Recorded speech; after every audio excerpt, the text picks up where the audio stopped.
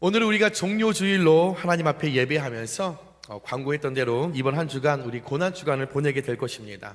또 내일부터 한 주간 우리가 힘이 들지만 많이 피곤하지만 특별 새벽 기도회로 하나님께 영광을 올려드릴 것이고, 또 금요일은 성금요일, 예수님께서 십자가에 달리신 그날을 우리가 기억하면서 하루 한 끼 우리가 금식하고, 또 교회 뜰에서 우리가 뜰 밝기 기도회도 하고, 또 세수식 저녁에는 성찬식을 우리가 7시 반에 진행하면서 예수님의 고난을 기억하는 한 주의 삶을 보내게 될 것입니다. 종료주일, 계속적으로 종료주일에 관해서 말하고 있는데, 이 종료주일은 예수님께서 십자가에 달리시기 위하여 이제 예루살렘에 입성하실 때에 예수님의 제자들이 그 예루살렘으로 입성하시는 예수님을 기뻐하고 즐거워하며 그들이 입고 있었던 이 겉옷을 벗어서 예수님이 타고 오실 나귀 위에 얹어놓기도 하고, 예수님이 걸어오실 그 길거리에 겉옷을 벗어 깔아놓기도 하고, 많은 군중들이 아무 의미도 모른 채 종려나무를 꺾고 그것을 높이 들며 호산나 호산나 하며 그 예루살렘에 입성하실 그 예수님을 기억하며, 또 예루살렘에 입성하실 그 예수님을 앞뒤로 호위하면서 오늘 말씀 9절에 호산나 다윗의 자손이여 찬송하리로다, 주의 이름으로 오시는 이여 가장 높은 곳에서 호산나 하더라, 이 외침, 큰 소리를 외치며 예수님을 환영했기 때문에 붙여진 이름이 종료주일입니다. 이 종료주일 많은 군중들이 호산나라는 단어를 사용했죠. 호산나, 호산나, 예루살렘으로 들어오시는 예수님을 바라보며 호산나, 히브리어로 여러분 호시아나입니다. 호시아나, 여러분 여기서 호시아는 예수와 그 다음에 구원이라는 뜻을 갖고 있고, 나는 지금이라는 뜻을 갖고 있습니다. 호시아나, save me now, 지금 나를 구원하소서. 예수님 내일 모레 10년 후에 20년에 나를 구원하소서가 아니라 예수님 save me now, 지금 이 순간에 예루살렘에 입성하실 때 나를 구원하여 주옵소서.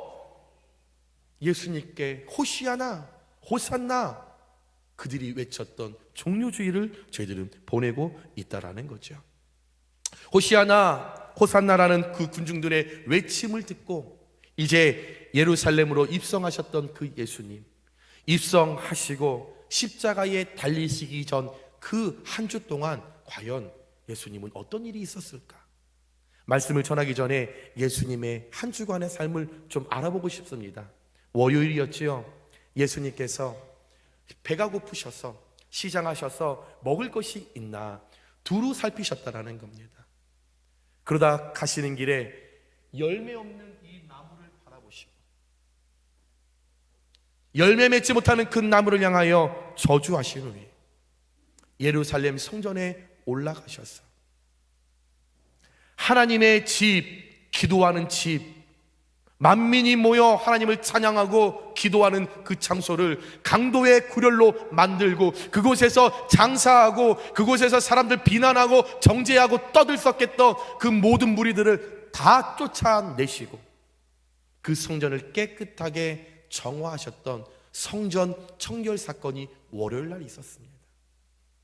다음 날 화요일 예수님께서 이제 예수님을 죽이기로 작당한 바리새인과 서기관들과 율법사들에게 하나님의 진리 복음을 그들에게 전달하셨고, 또한 그날에 한 여인 예수님께 300데나리온, 우리나라 돈으로 약 3천만 원 가량의 가치가 있는 그 향유옥값을 깨뜨려 예수님 머리 위에 부었던 사건이 화요일 날 있었고, 수요일 날은 이제 예수님께서 죽음을 준비하시면서 이제 나의 삶을 되돌아보시며 이제 내가 받게 될 고난과 순환을 기억하며 죽음을 맞이하는 시간을 갖게 되셨고, 목요일 날은 예수님께서 사랑하셨던 12 제자들의 팔을 직접적으로 무릎을 꿇고 씻기시면서 그들과 마지막 만찬 식탁에서 먹을 것을 떼셨고, 또한 그 후에 겟세마네 동산에 올라가셔서 무릎 꿇고 하나님을 향하여 눈물로 하나님, 할 수만 있으시다라면 이 잔을, 이 죽음을 십자가에서 흘려야 할 이 사건을 내게서 지나가게 하옵소서. 마지막으로 하나님 앞에 눈물로 외쳤고, 그날 밤에 치사하고 비열하고 양심 없고 받은 은혜를 전혀 기억하지 못했던 가룟 유다의 고발을 통하여 체포당하셨고, 이제 우리가 맞게 될 성금요일 예수님 십자가에 달려 군중들의 모욕과 침세례, 많은 사람들의 야유 소리를 들으시며 옆구리에 창과 칼에 찔려 피를 쏟으시고 죽으셨고, 그날에 그 휘장은 둘로 찢어졌고, 해는 빛도 잃고 달은 어두워졌고, 아무것도 그 시간에 본연의 모습들을 감추었던 금요일, 토요일 무덤에 매장되셨고 주일날 부활하셨습니다. 이번 한 주 저와 여러분을 위하여 십자가에 달리실 수밖에 없었던 그 예수님을 우리가 기억하면서 하루하루 내일부터 우리가 시작될 이 고난주간, 예수님의 이 팔자취, 월요일부터 주일까지 예수님이 걸어갔던 그 길, 이제 우리 역시 무릎으로서 우리 마음 속에 깊게 재현하고 다시 한번 묵상하시며 나아갈 때 십자가에서 흘리신 보혈의 능력을 온전하게 고난주간 한 주간 우리가 힘입어 체험하는 귀한 복된 시간 되시길 주님의 이름으로 축원합니다. 여러분, 이 세상을 살아가는 대부분의 사람들은요, 초라함보다 화려함을 좋아할 것입니다. 어떤 이렇게 거무튀튀한 색깔보다는 빨갛고 노랗고 화사한 색깔을 좋아할 것입니다. 무명함보다 유명함을 더 선호하죠. 한국을 떠들썩하게 하는 미스트롯이 있는데 몇십 년 동안 무명으로 살다가 이제 때가 차서 한 방에 그 유명인이 되었을 때 그들 왜요? 무명이 너무 싫거든요. 나의 유명세가 드러나고 싶거든요. 이 인기가 드러나고 싶거든요. 모든 사람의 마음이 똑같은 거죠. 낮은 자리보다 높은 자리를 지향하고 싼 것보다 비싼 게 더 좋고 작은 것보다 더 큰 게 너무나 좋아 보이는 것이 우리의 삶입니다. 그러나 예수님을 따르는 삶, 예수님의 제자의 삶은 이 모든 것과 반대되는 삶이라는 거죠. 모든 사람의 욕심과 욕망과 탐욕과 탄심에서 돌아서는 것이 바로 십자가를 따르는 삶이라는 것입니다. 오늘 본문에서 많은 사람들은 기뻐하며 즐거워하며 예루살렘에 입성하시는 그 예수님을 찬양했지만 사실 예수님은 우리의 모든 기대를 뒤로하고 우리의 바램을 뒤로하고 우리의 상상을 뒤로하고 이 땅 가운데 가장 초라하고 가장 우스꽝스럽고 가장 비천한 모습으로 오늘 예루살렘을 입성하셨다라는 사실입니다. 만왕의 왕, 세상의 주관자 되시는 그 왕이, 그 예수님께서 볼품없는 어린 나귀 새끼를 타고 왜 예루살렘으로 초라하게 입성하셨을까? 오늘 한번 예수님을 태워 예루살렘으로 입성한 그 나귀 새끼에게 좀 한번 집중하면서 오늘 그 나귀 새끼의 예수님의 의도가 무엇이었는지, 많은 수단이 있었는데도 불구하고 하필 초라했던 나귀 새끼를 선택하신 예수님의 의도가 무엇이었는지 그 의미를 통하여 말씀을 나눌 때에 저와 여러분들 가운데 깊은 은혜와 깨달음이 있으시길 주님의 이름으로 축원합니다. 먼저 예수님께서 이 땅 가운데 나귀 새끼를 선택하신 첫 번째 이유는 세상적인 방법이 아닌 하나님의 방법을 이 땅 가운데 저와 여러분에게 알려주시고자 위함이었다라는 겁니다. 예수님께서 어린 나귀 새끼를 타고 예루살렘에 입성하시는 건 뭔가 자연스럽지 않습니다. 뭔가 좀 우스꽝스러운 모습입니다.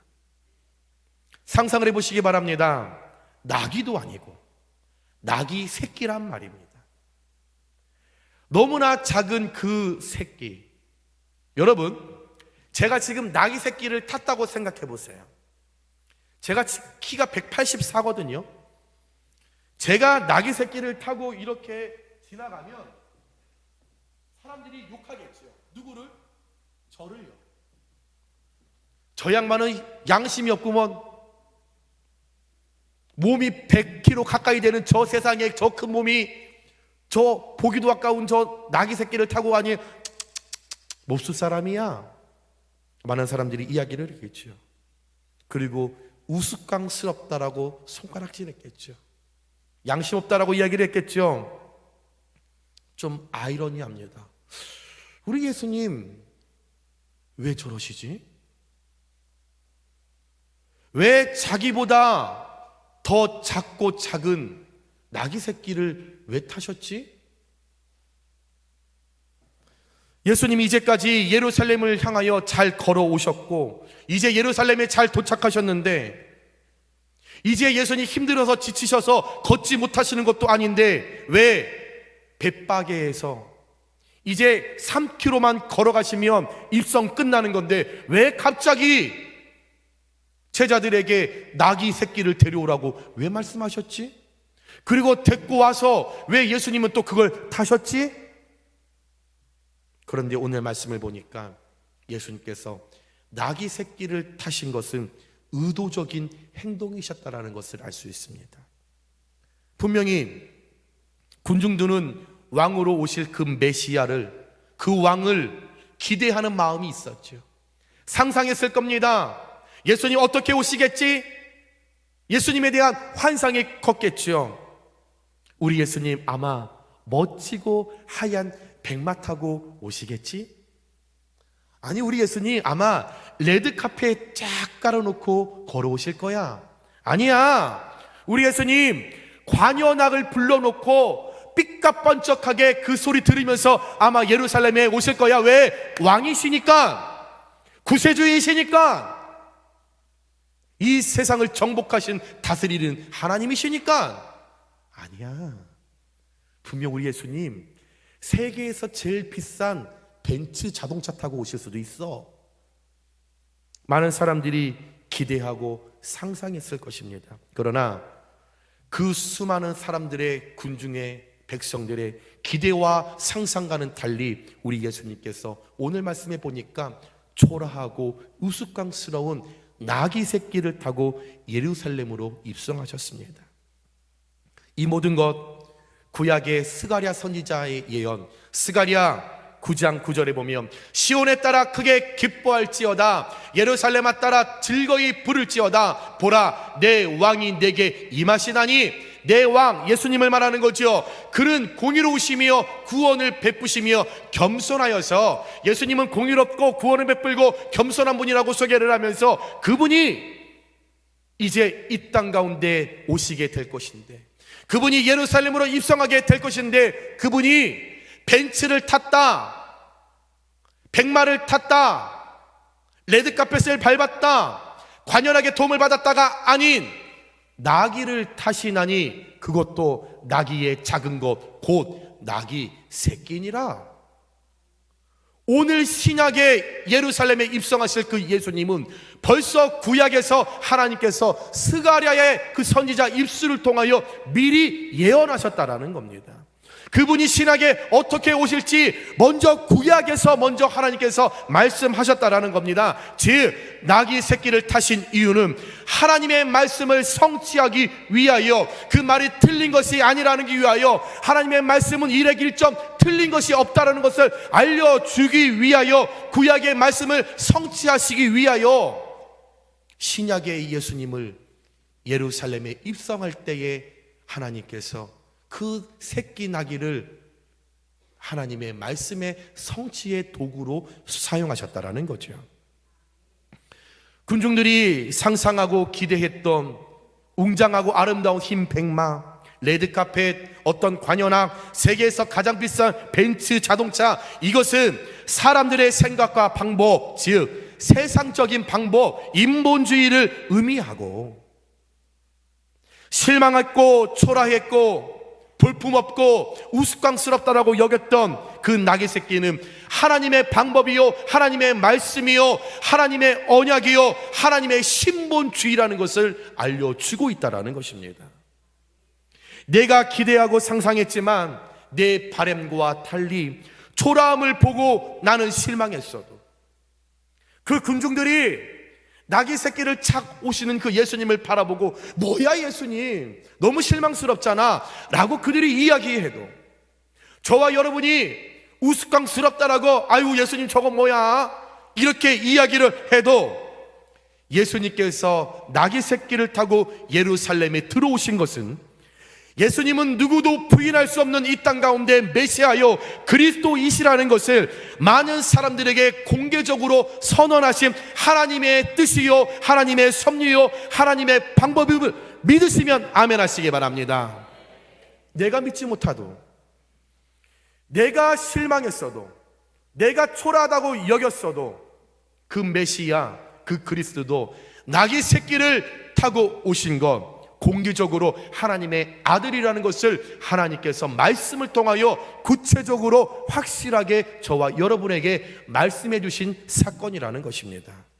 사랑하는 여러분, 예수님 세상적인 방법으로 저와 여러분이 생각했던 대로 그 호산나 호산나 종려나무 가지를 들고 외쳤던 그 사람들이 원했던 대로 멋진 말 타고 황금마차 타고 어떤 벤츠 자동차 타고 관현악 이용해서 예루살렘 입성하실 수 있으시겠지요. 당연합니다. 세상의 주관자 되시는 예수님이신데, 이 땅의 구원자이신데, 이 세계의 모든 것 다 예수님 건데, 병든 자를 고치시는 분인데, 죽은 자를 살리시는 그분이신데, 그분이 예루살렘 입성하실 때 백마 못 하시겠습니까? 황금마차 못 하시겠어요? 천군천사 다 불러다가 비파와 수금을 통하여 예루살렘 그럴듯하게 입성하지 못하시겠습니까? 세계에서 가장 비싼 자동차들 다 모아서 앞뒤로 호위받으면서 우리 예수님 못 오시겠습니까?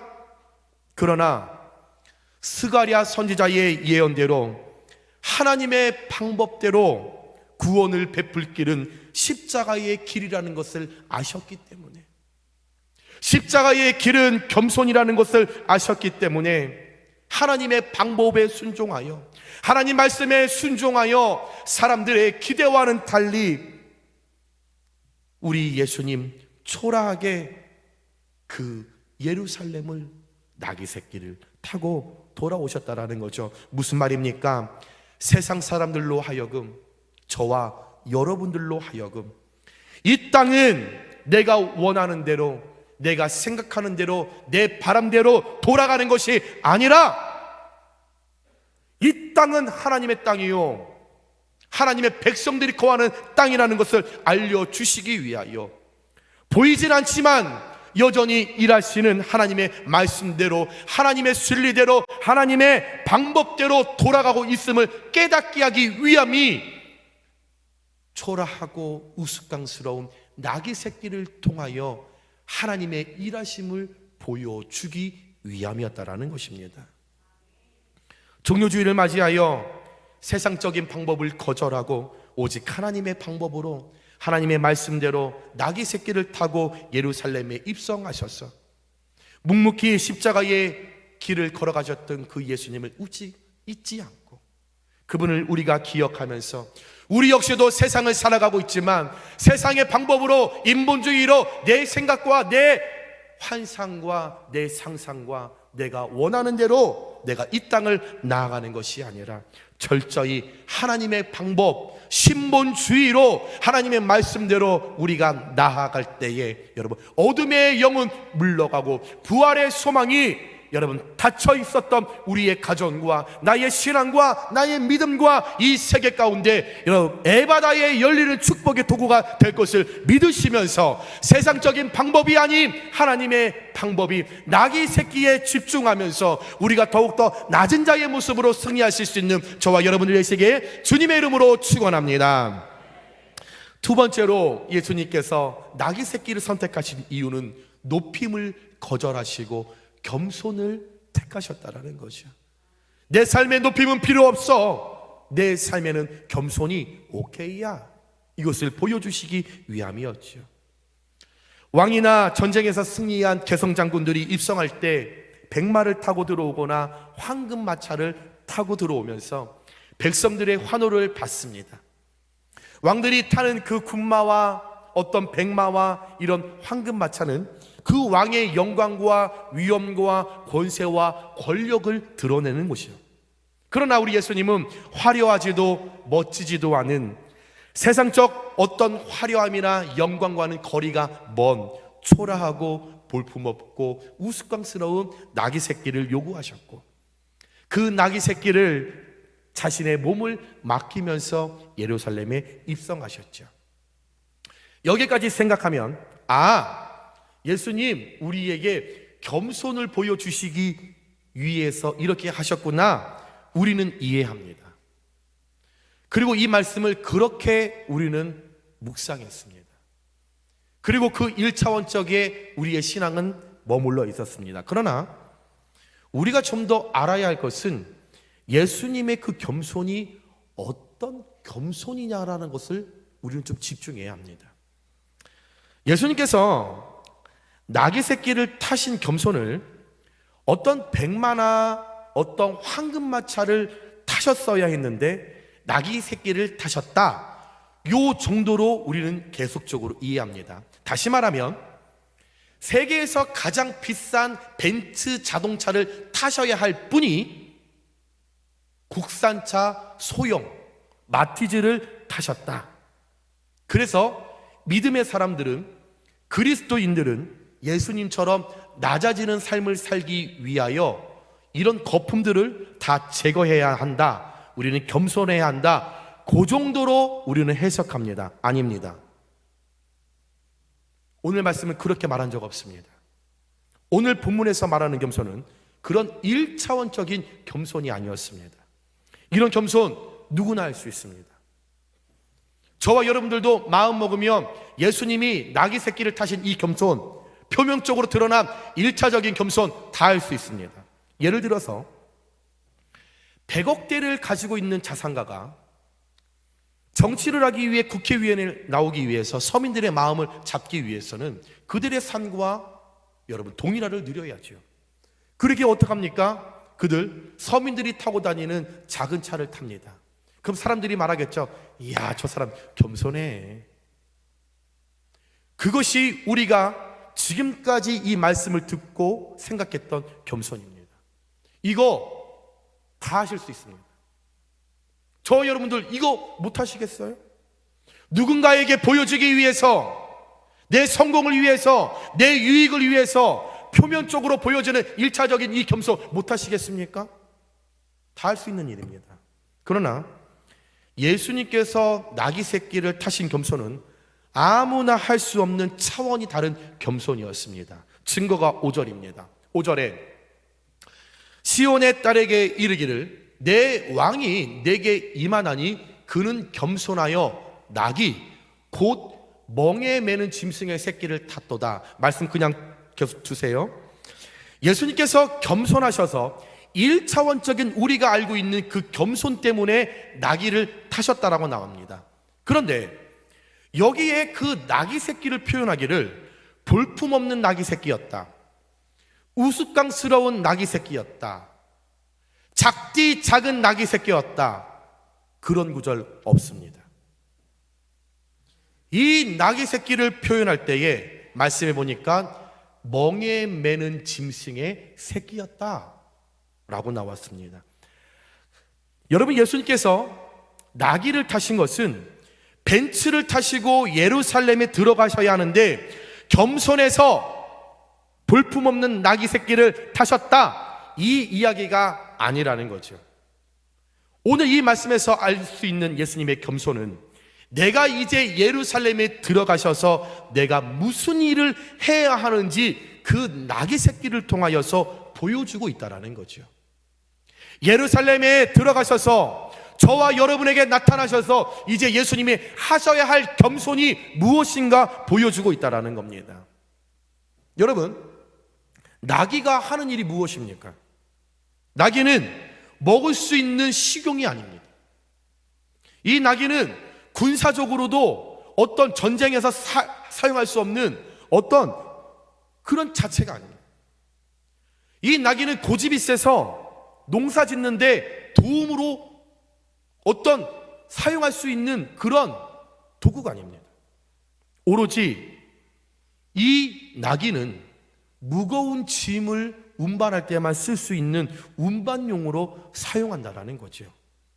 그러나 잘 생각해 보시면 볼품없고 우스꽝스럽고 필요 없는 동물인 것 같지만 내가 가지고 있는 무거운 짐을 다른 사람이 지고 있는 그 무거운 짐을 그 나귀가 홀로 지고 걸어가면서 우리의 수고를 돕는, 우리의 필요를 도와주는, 어떻게 보면 가장 소중하고 중요한 역할이 이 나귀라는 거죠.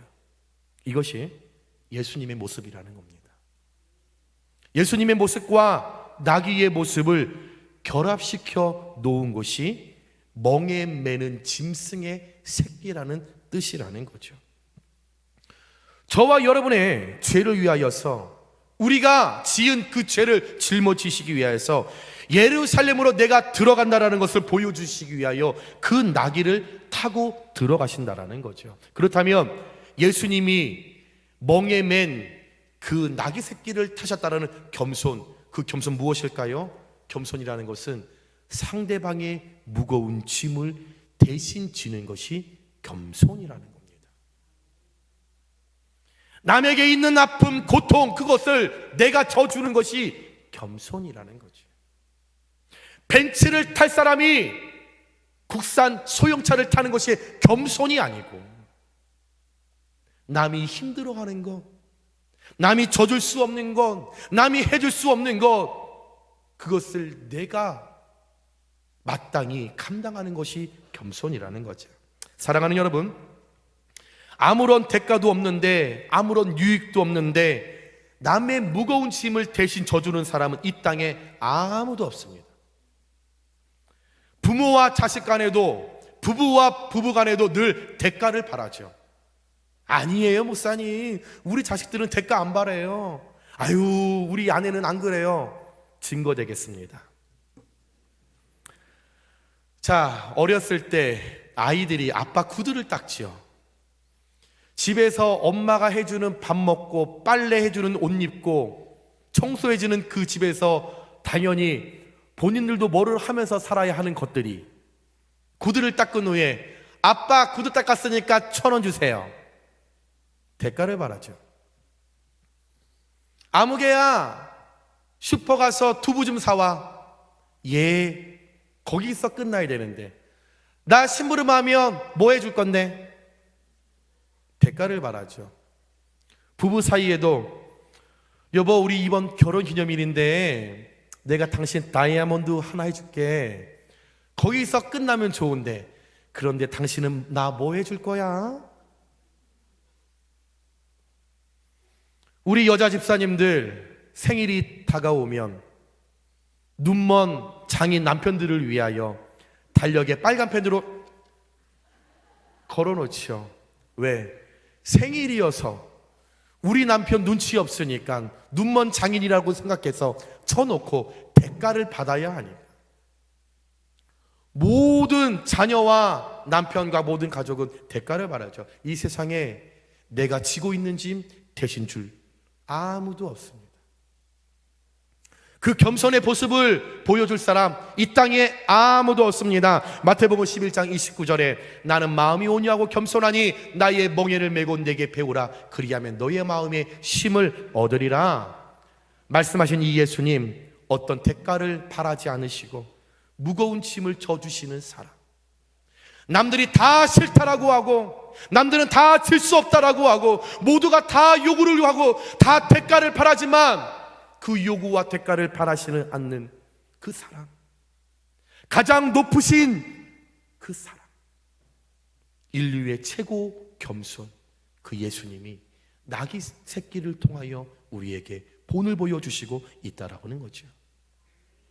오늘 저와 여러분이 가지고 있는 나 자신을 성공시키고 우리 가정이 더 부유해지고 더 잘 살기 위하여 욕심을 쌓다 보니 그것이 어느 순간 바벨탑이 되었다라는 거죠. 그 바벨탑, 나의 성공과 나의 잘됨을 통하여서 그것이 기쁠 줄 알았었는데 어느 순간 그 욕심의 바벨탑이 내 어깨에 너무나 무겁게 다가왔던 거죠. 그 욕심의 무게가 여러분 나의 삶을 짓누르고 있는 거죠. 그것이 눈물이 되는 거죠. 그것이 고통이 되는 거죠. 그래서 50견이 온 것 같습니다. 큰 눈두덩이가 되고 그 짐 내가 어찌할 줄 몰라 할 때 예수님께서 그 짐을 대신 져주시기 위해서 그거 나한테 갖고 와, 나귀 새끼를 타셨다라는 거죠.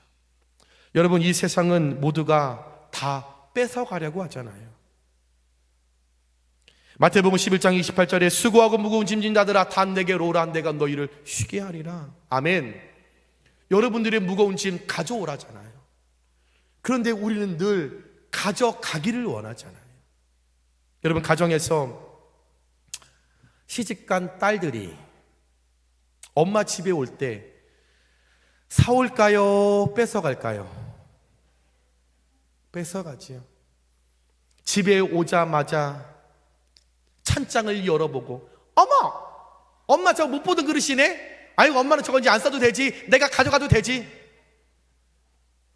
냉장고를 열지요. 엄마 집은 뭐 이렇게 먹을 게 많아, 엄마 저거 내가 갖고 갈게. 다 도둑년들입니다.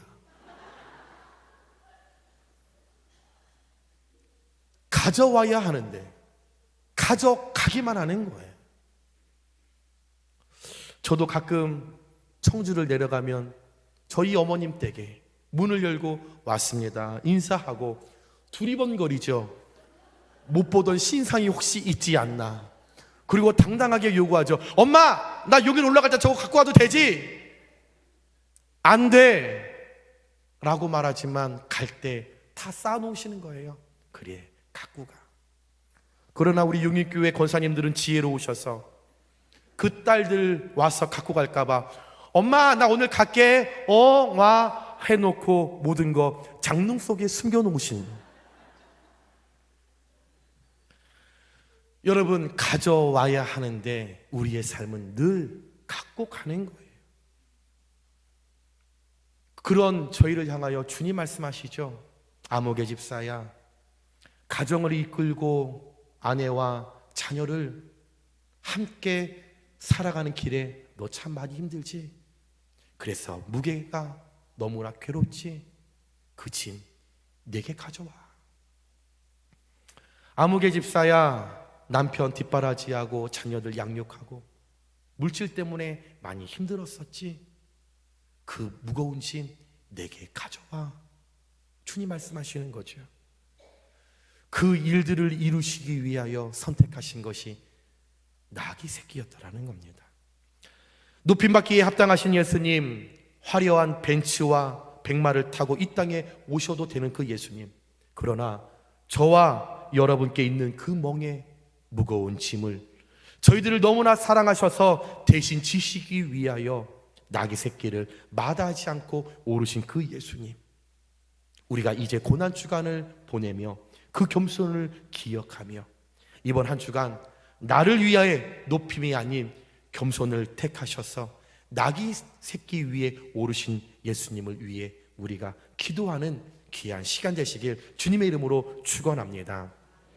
이제 예수님, 이제 십자가의 길을 가셔야 하는데요, 작년까지는 혼자 가셔서 더 외로우셨대요. 그런데 이번 2023년은 용인교회 성도님들이 그 십자가 길을 같이 가신다라고 지금 몇 분이 마음 먹으셨대요. 여러분, 내일부터 시작되는 그 고난주간 예수님 홀로 십자가 지게 하지 마시고, 예수님 지금까지 제 멍에 지셨는데 올해는 제가 같이 지겠습니다. 예수님 골고다 언덕 걸어가셔야 하는데 힘드시니까 제가 예수님 손 꼭 붙잡아 드릴게요. 여러분, 이런 심정으로 우리 한 주간 살아갈 때에 십자가에서 피 흘려 돌아가실 예수님의 그 따뜻한 보혈이 저와 여러분에게 부어질 때에 우리 안에 있는 모든 어려움과 어둠의 영은 다 사라져가고 우리에 있는 모든 무게는 다 내려놓고 부활의 예수님을 뜨겁게 만나실 수 있는, 여러분 부활주의를 소망하며 기대할 수 있는 저와 여러분들 되시길 다시 한번 주님의 이름으로 축원합니다. 말씀을 정리합니다. 사랑하는 여러분, 예수님은 십자가의 길을 가셨습니다. 어쩌다 고난 당한 것 아니십니다. 이미 다 알고 계셨죠? 어떤 고통, 어떤 어려움, 어떤 고난을 만나게 되실지 다 아셨습니다. 그러나 그 십자가의 길, 구원의 길을 계획하신 하나님 뜻의 말씀에 순종하셨습니다. 그래서 이 땅이 세상적인 방법이 아닌 하나님의 방법으로 통치되길 원해서 몸소 그 길을 나귀 새끼라는 매개체를 사용하셨고, 높임받기에 합당한 그분이셨는데, 귀한 몸이셨는데 하나님의 백성들이 이 땅에서 하나님의 방법으로 살아가기를 소망하시며 그들의 무거운 짐을 대신 져 주시기 위하여 낮고 낮은 자리, 나귀 새끼라는 매개체를 이용하셔서 이 땅에 마지막 겸손의 극치를 보여주신 것입니다.